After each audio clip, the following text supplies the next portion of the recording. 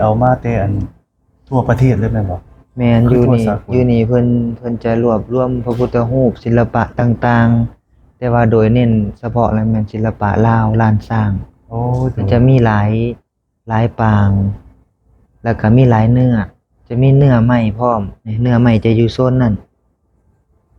โดย เก่า เนื้อ แก่ ไม้ แบบ โดยเป็นพระเก่าแก่ หลักร้อยปีก็มีแล้วเนาะ โดยแล้วก็จะมีบางส่วนบางองค์ที่นำมาจากการขุดค้นเพิ่นก็จะเขียนจารึกไว้ แล้วก็จะมีพระไตรปิฎกฉบับภาษาลาวเพื่อจะได้นำมาประดิษฐานไว้อยู่ที่นี่กันหน่อยนิมนต์เลาะเบิ่งกันหน่อยยืนเบิ่ง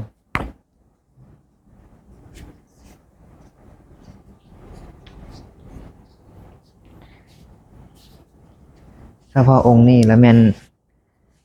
เป็นการจำลองรูปปั้นของพระเจ้าสิงห์คำอยู่แขวงอุดมไซ อ๋อโดยซะเนาะ แต่ว่า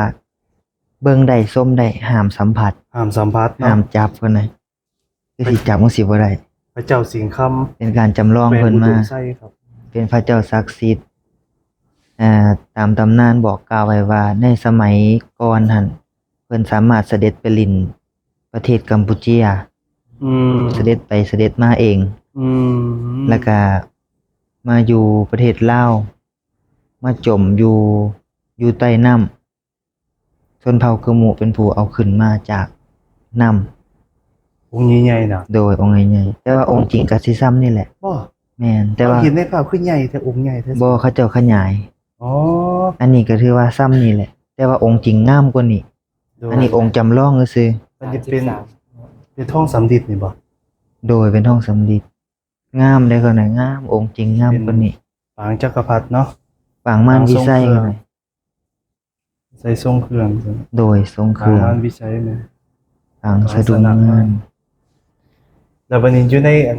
ตู้แว่นตู้กระจกนี่ครับมีแต่ผ้าเก่าเด้เนี่ย โดยตัวนี้จะเป็นโซนของพระพุทธรูปแกะสลักโดยไม้แต่บ่ฮู้ว่าเพิ่นนำมาแต่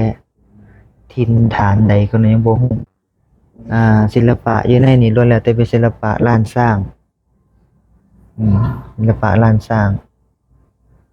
แม่น ส่วนหลายจะเป็นเสียงหุง อืม ก็หน่อย ศิลปะลาวเสียงหุง เพิ่นเฮ็ดทรงแบบผ้าบางนี่หลายเนาะ โดย แบบทรง พระบทพระบาง ยืนแม่นพระบท นี่อันนี้เอิ้นพระบทนี่พระบางพระบทเอามือลงก่อน อืม